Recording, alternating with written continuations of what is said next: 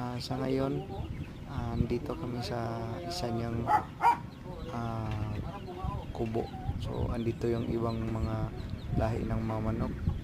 So andito yung mga panabon, saka yung mga sisiw. So ibang breeding din po. So kumbaga ito yung mga high class niya ng mga manok. Tsaka andito rin nakalagay yung ibang manok na mangingitlog. Imo ni tanan man oh. Yan.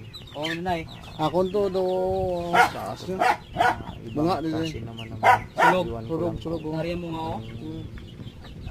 May kaya balis breeding ka. po. Dapat na ko pa magpakuto sa inyo pag Yung mga ubuyan. sisiw So, yung mga ikaw mo sa doon ka. medyo Kulong mo gusto na.